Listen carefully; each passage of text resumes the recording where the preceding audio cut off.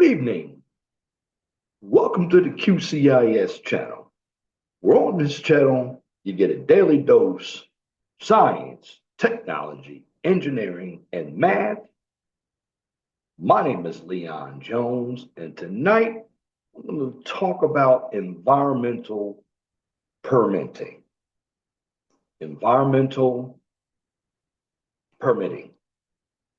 Now, the environment, when it comes to construction projects, whether it is roads, whether we're dealing with buildings, or let's put it in layman's terms here, vertical construction or horizontal construction. Nowadays, the environment must be protected, and part of the environment is also the wildlife. So, without any further ado, I'm gonna get right to environmental permitting. I'm gonna share my screen with you. And I work in the roadway sector for the city of Indianapolis. So the work I do is applicable to a state DOT type of project. So what I'm going to talk about is environmental permitting that's applicable to roadway projects. Of course, this one, although the date is old, permits are still hot as ever. And this PowerPoint is brought to you from FDOT, which is the Florida Department of Transportation. I want to talk about environmental permitting that's applicable to roadway projects. Now, when we deal with environmental permitting, we deal with stormwater, we deal with the Army Corps of Engineers and the Coast Guard. There's also the state and the wildlife and DNR. We also deal with the type of permit. So in Florida, they have a phase 1 scope review, a phase 2 scope review, and a phase 3 scope review. Now, for Florida, they have different districts. Here in Indiana, we have different districts as well. Now, other states may call their environmental department something different. We call it IDEM, Indiana Department of Environmental Management. In Florida, they have water management districts. Okay, there's environmental permitting. That's what we're talking about tonight. With environmental permitting, major projects.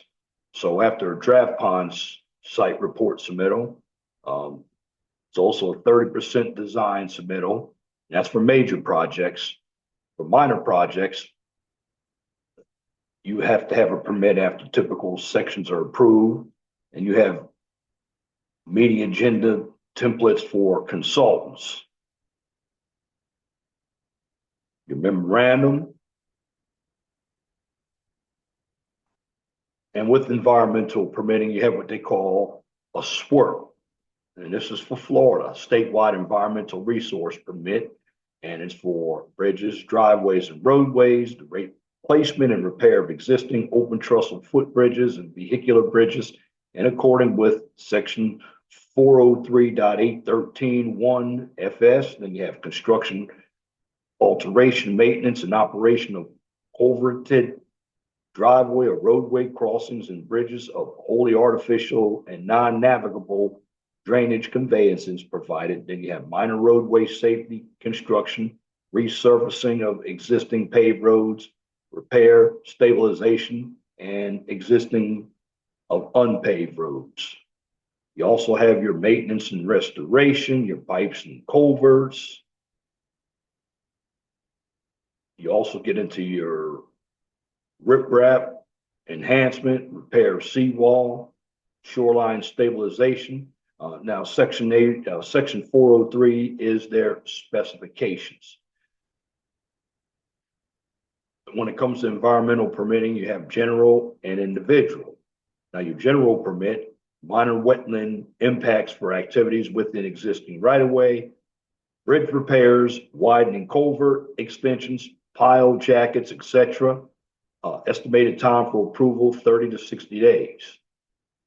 Then we get into activities requiring general permit, installation of riprap, construction or maintenance of culverted driveway or roadway crossings and bridges of artificial waterways, minor bridge alteration or alteration, placement, replacement, removal, maintenance, and operation, minor activities within existing rights of ways or easements and paved existing county or municipality owned and maintenance roads or maintained roads, including the repair and replacement of bridges that are part of the roadway. Again, this is in every state. And this is where government is important. We are protecting the environment. Now we have an individual permit, wetland permits, and there's an impact of a half an acre or greater, which do not specifically qualify for general permit. Project area is greater than 100 acres, and it requires an executive director approval. Estimated time, 6 to 8 months. Again, this information, although it's old, it's still required today with some minor changes. Then there are nationwide permits, minor wetland impacts, usually 0.1 to 0.5 acres. And this is an Army Corps of Engineer permit, 45-day time clock, nationwide permits for only 2 years. Nationwide program expires every 5 years. Then you also have your activities requiring a nationwide permit, of course, from the United States Army Corps of Engineers, deal with aids to navigation, maintenance, bank stabilization, linear transportation projects. United States Coast Guard approved bridges. And this is where you start to get into discharges of dredged or fill material incidental to the construction of a bridge across navigable waters of the United States. And that includes your abutments and cofferdams, foundation seals, piers, and temporary construction and access fills provided by the construction of a bridge that has been authorized by the United States Coast Guard under Section 9 of the Rivers and Harbors Act of 1899, which you start getting into what we call 404 or Section 404 permits. Again, one to the Army Corps of Engineers, individual permits, requires a 30-day public notice. Of course, this is in Jacksonville. There's a state water quality certification. Estimated time for approval, 8 to 10 months. There's also public noticing. Negotiate, add tasks, and all new scopes that may require an individual permit. Notice must be provided to property owners that abut the project. And we have a submittal package. Now, what they do today, everything is electronic. Now you think about it, this was 2014. It was only 11 years ago. That shows you how much change or how much progress has been made. Now, you have your smaller municipalities that are going to require you to have certified mail. In fact, I did an environmental process on permits. Okay, then you have your quality enhancement strategies.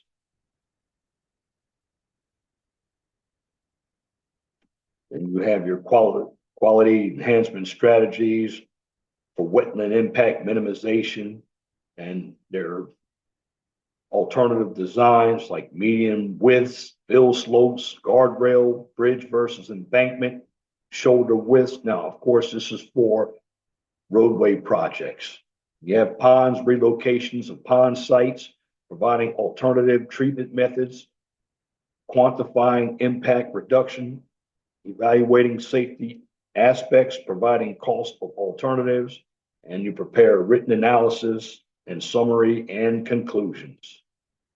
Now, you have some bridge permits. Well, there's going to be a case where If you have minor permits or minor repairs, you don't need a permit. Permits are only required for building bridges and changes to structures in navigable waters. We have vertical and horizontal clearance changes.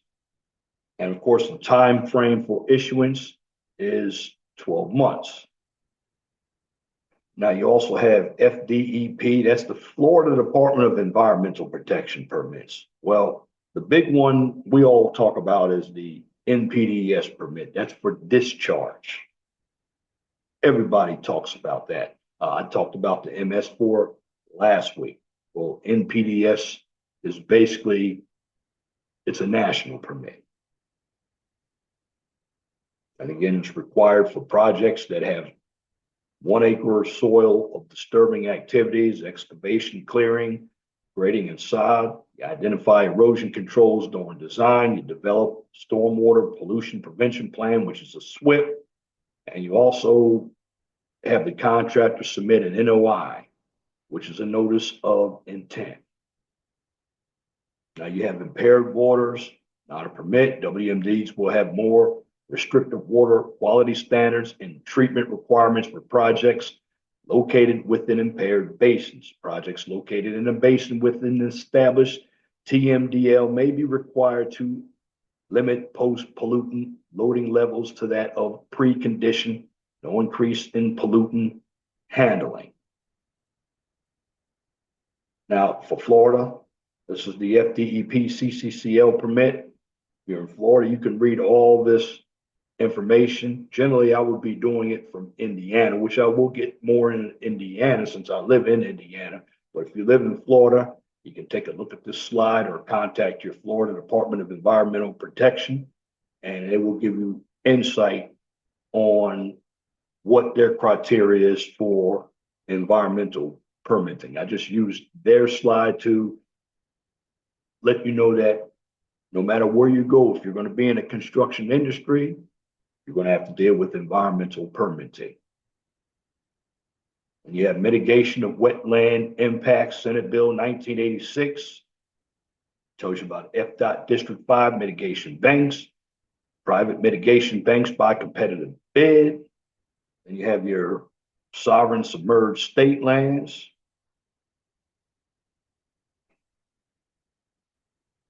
And of course, when you have your environmental permitting, you also have commenting agencies. You get into the state. This is the Florida Fish and Wildlife Conservation Commission. You also have the State Historic Preservation Office, and the FINE is the Florida Inland Navigation District. And we get into the federal, the EPA, the NRCS, the U.S. Fish and Wildlife Service, the National Marine and Fisheries Service. And we get into the Florida Fish and Wildlife Commission, and under them, they have a commenting agency under WMD permitting the review process. Then you have the state protected species, upland and wetland dependent, avoidance and minimization, specific species surveys, T&E, mitigation may be required. Then you have a gopher tortoise permitting and relocations. A tortoise, which is a turtle, might be on an endangered species list. And then for the federal, and you have the federal protection species, avoidance and minimization, specific species surveys, manatee provisions and special conditions during construction, bald eagle delisting, but still protected under Bald and Golden Eagle Protection Act, the migratory, and that's the Migratory Bird Treaty Act and the Lacey Act, the indigo snake determination key and standard protection measures, and the wood stork determination key. And these are all species that are being protected. And under the Endangered Species Act, Section 7, under U.S. ACE permitting review process, biological opinion, T&E mitigation may be required. Section 10, consultation, when no U.S. ACE permit is required. And you have, again, a biological opinion, and you may have a T&E mitigation that may be required. The National Marine Fisheries Commenting Agency under USACE permitting review process. The EFH, which is the Essential Fish Habitat Assessments, the habitat area of particular concern. And you have statutory state frames, state chapter 120 FS, state 30-day review, federal none.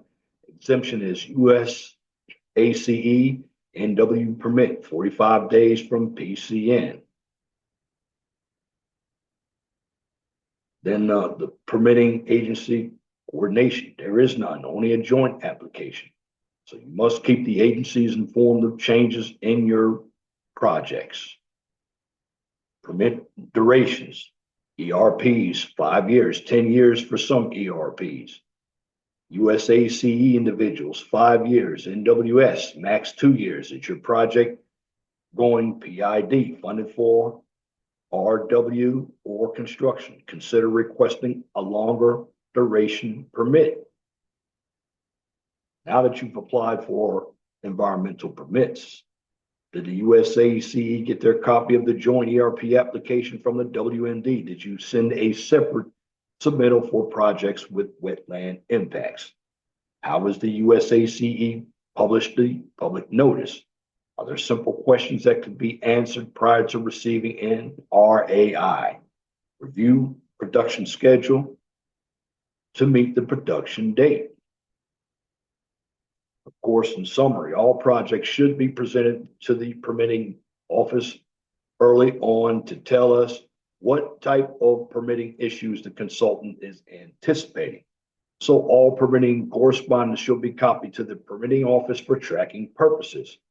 Information not submitted may delay the final permits, clear memo, and production date. And also, you have to draft the permit package submittals.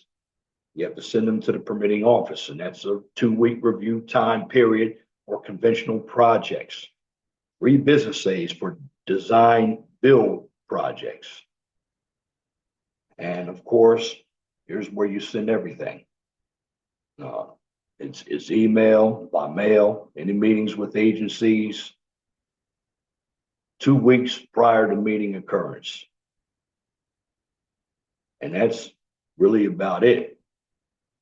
Now, I went pretty quickly through that information, but what I'm doing is making sure that you understand how the environment plays an impact for construction projects, how the wildlife is impacted. If you find a bog turtle or Indiana bat on your project, it can delay your project for a while because those species are endangered species and you can't work around endangered species. If you find a sparrow's nest, anything on the endangered species list, you have to stop work immediately. This is why you have to have permits.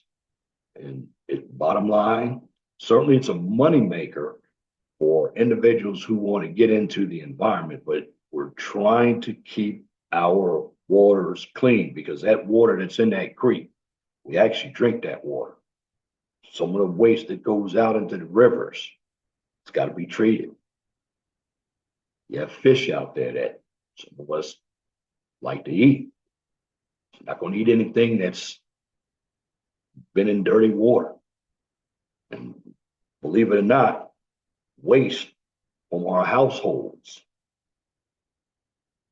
can get into the creeks too. It's got to be treated. The bottom line, if you're going to build any type of road project or building project, must have the right type of permit. And that concludes this presentation on environmental permitting. If you like what I just presented, please comment, share, and subscribe. And if you're looking for some political and social content, check out my main channel, the 411 Talk Zone radio show channel right here on YouTube. And here's where you can find me. For the 411 Talk Zone radio show channel, find me on YouTube, X, formerly Twitter, Rumble, and Truth Social. And for this channel, the QCIS channel, you can find me on YouTube, X formerly Twitter, and LinkedIn. And once again, thank you for viewing this content on environmental permitting right here on the QCIS channel. On this channel, you get a daily dose of science, technology, engineering, and math. Until next time, my name is Leon Jones. I want you all to have a wonderful and gracious evening.